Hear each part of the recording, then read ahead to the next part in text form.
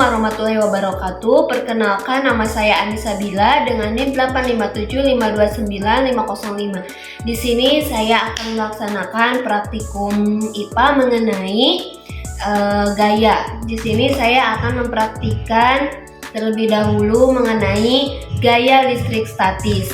Sebelum itu, saya harus menyiapkan terlebih dahulu bahan-bahan yang akan digunakan sebagai praktikum.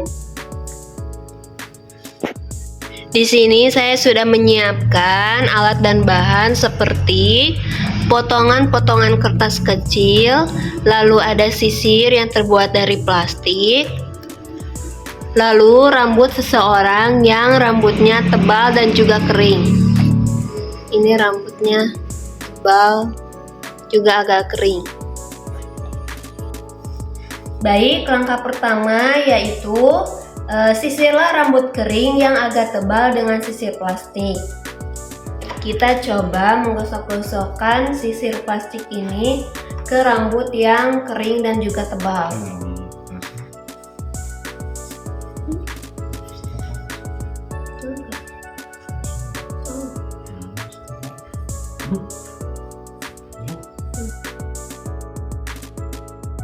Nah, di sini kita mencoba untuk menggosok-gosokkan sisir plastik tersebut ke rambut yang tebal dan juga kering dengan waktu kurang lebih 2 menit.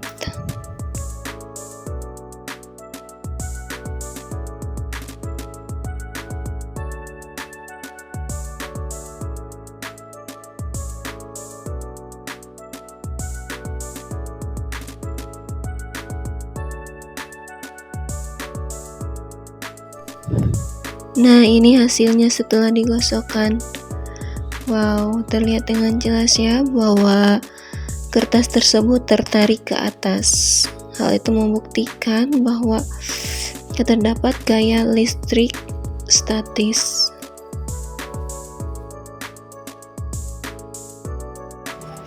Nah, itulah hasil dari percobaan mengenai gaya listrik statis, yang mana ketika sisir yang terbuat dari plastik tersebut digosok-gosokkan ke rambut yang kering dan juga tebal, maka ketika didekatkan kepada potongan-potongan kertas, maka yang terjadi potongan-potongan kertas tersebut bergerak menuju ke arah sisir tersebut.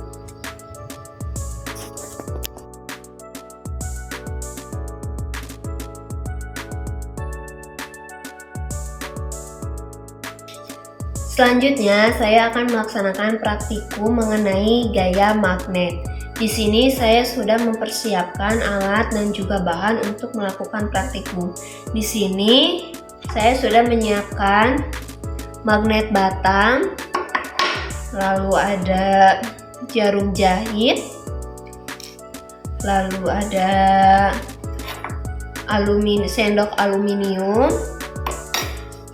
piring yang terbuat dari seng, lalu seutas benang jahit, lalu ada ini potongan kertas, ini potongan plastik, dan ini isolasi plastik. Selanjutnya adalah kita akan melakukan percobaan mengenai gaya magnet ini.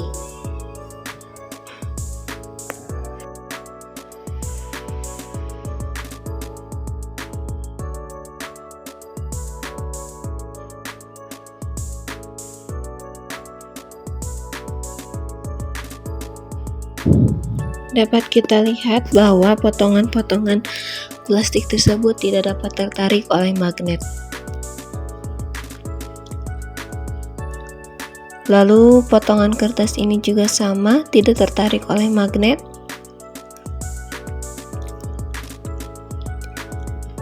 Lalu ke jarum. Nah, dapat dilihat kan bahwa jarum jahit tersebut dapat tertarik oleh magnet.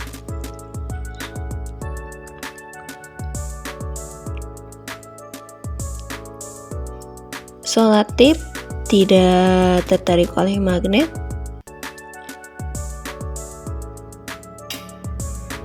Nah, sendok aluminium ini memang tertarik namun tidak terlalu kuat.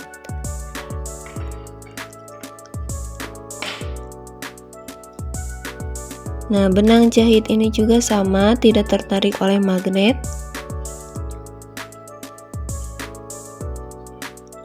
Dan kita coba ke seng, karena seng yang kecil tidak ada, maka saya menggunakan piring seng. Dapat dilihat bahwa magnet memang menempel, namun tidak terlalu kuat. Coba kita lihat.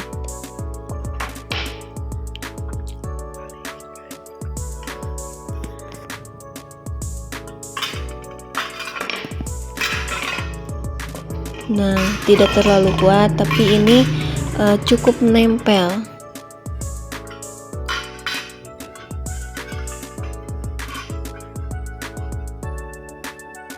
Nah, itu menempel ya, tapi tidak terlalu kuat. Benda-benda yang dapat menempel disebut juga dengan ferromagnetik, sedangkan yang tidak menempel atau kurang menempel disebut dengan paramagnetik.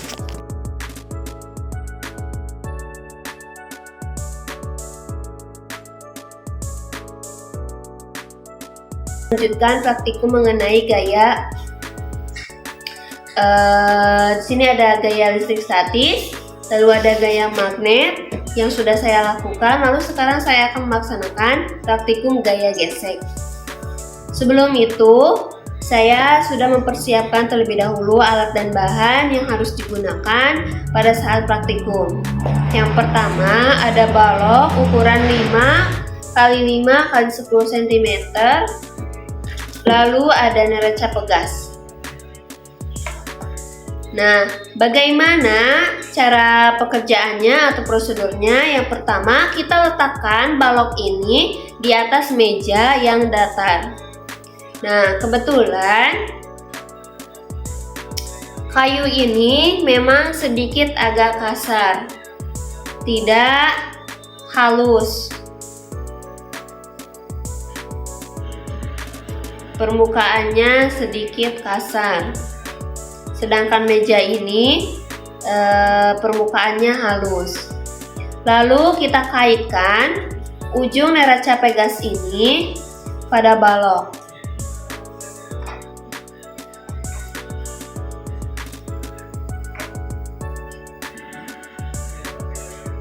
Nah, selanjutnya kita tarik neraca pegas ini ke kanan secara perlahan-lahan dan kita catat penunjukan pada skala neraca pegas saat balok mulai bergerak. Tarik terus sampai balok bergerak dan catat berapa gaya yang diperlukan untuk bergerak. Kita coba ya.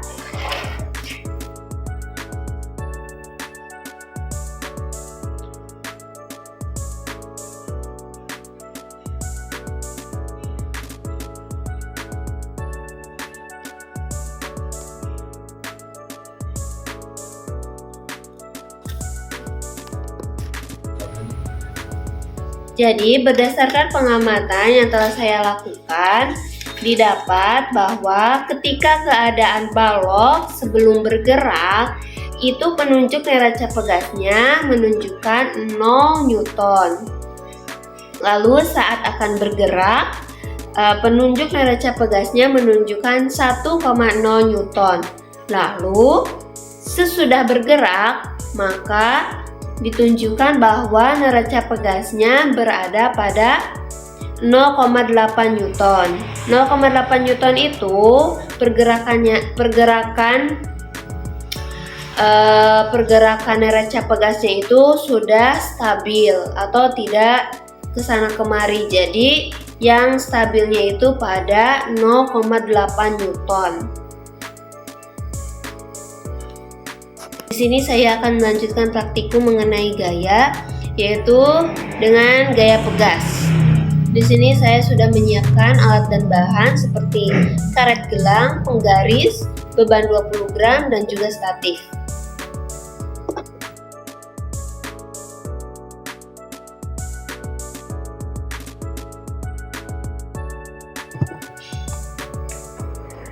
Lalu bagaimana cara kerjanya atau prosedurnya? Yang pertama kita ambil seutas karet gelang, lalu kita gantungkan pada statif dan juga pada ujungnya kita gantungkan beban seberat 20 gram.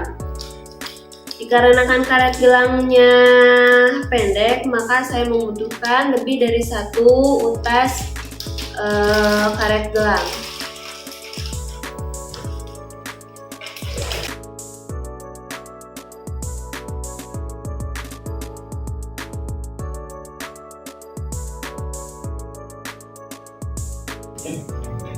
Nah, ini karet gelangnya sudah digantungi oleh beban seberat 20 gram. Selanjutnya yaitu tariklah beban ini ke bawah, kemudian lepaskan. Amati apa yang terjadi. Coba kita tarik ke bawah ya. Kita coba sekali lagi ya. Kita tarik ke bawah, lalu kita lepaskan.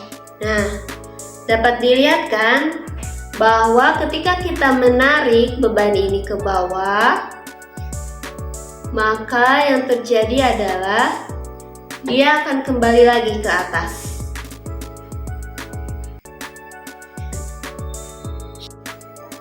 Baik, kesimpulan dari hasil percobaan karet gelang dan juga beban ini, ketika beban ini ditarik ke bawah, nah, maka dia akan kembali lagi ke atas. Hal ini membuktikan bahwa adanya gaya pegas.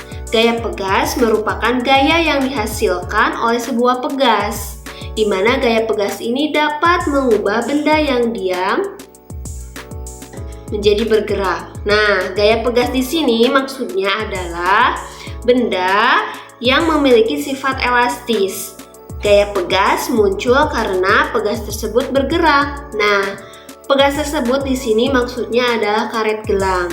Karet gelang ini kan sifatnya elastis. Nah, karet gelang ini disebut dengan benda pegas. Ketika si karet gelang ini digerakkan, maka gaya pegas akan muncul.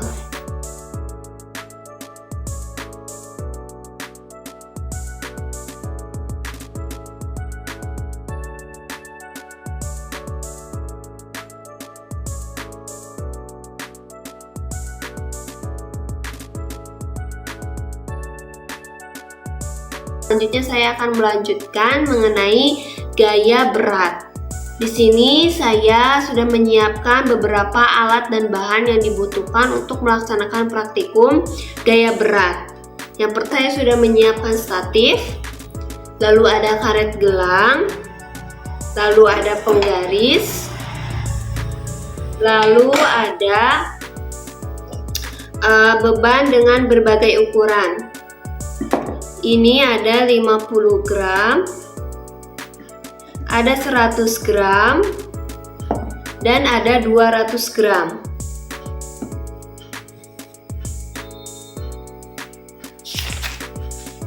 Dan ini ukurannya 20 gram.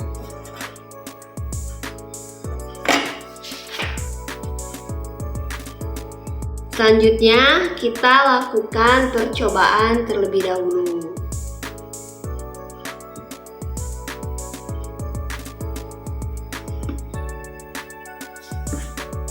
Kita ambil seutas karet lalu kita gantungkan. Dikarenakan karetnya kecil, jadi saya menggunakan 3 karet gelang. Yang kedua, ukur panjang karet gelang mula-mula. Kita ukur dulu ya, karet gelang ini berapa.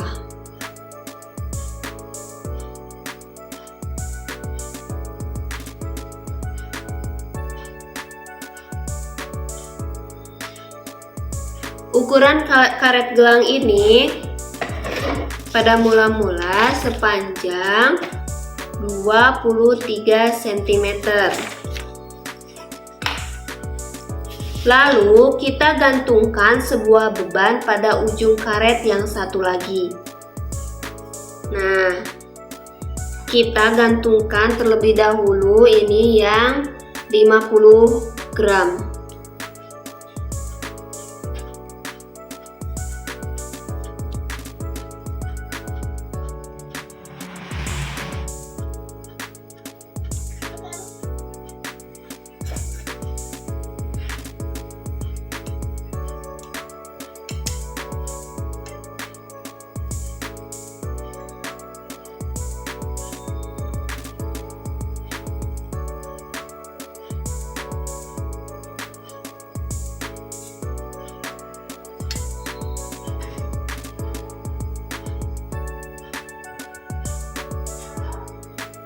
Nah, setelah diberi beban seberat 50 gram, maka panjang dari karet tersebut semakin panjang atau berubah, yaitu menjadi 25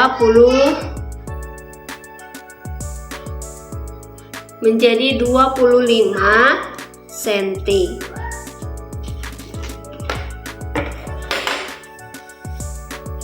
Lalu kita beri lagi beban berat yang berbeda. Sekarang beratnya 100 gram.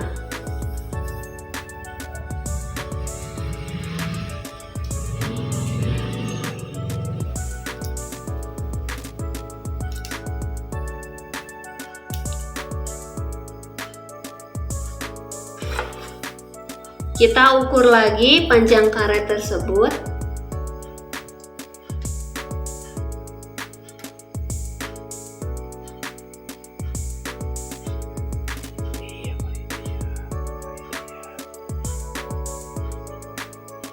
Jika massa beban atau berat benda ini sebesar 100 gram, maka panjang karet ini sepanjang 33 cm.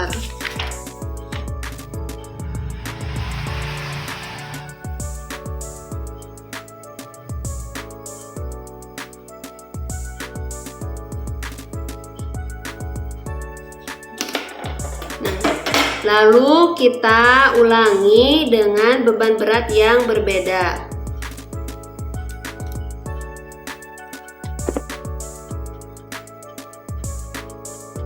Lalu kita coba dengan beban berat sebesar 200 gram.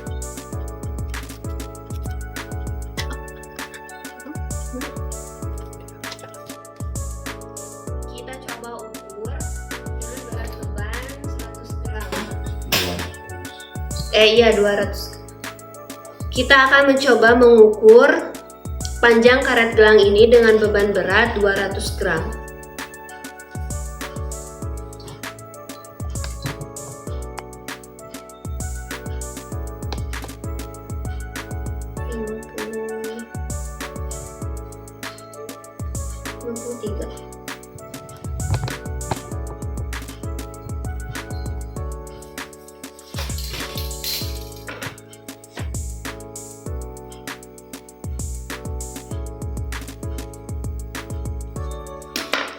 Nah, pada beban berat 200 gram ini didapat karet gelang ini bertambah panjang sepanjang 53 cm.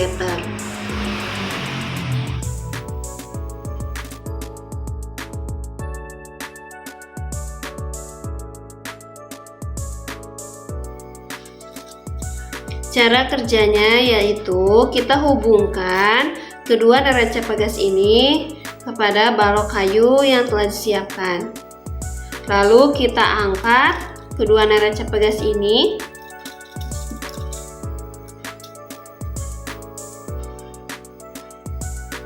Nah,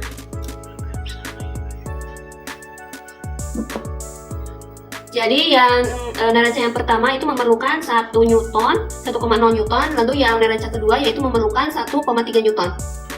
Kita ulang sampai 5 kali.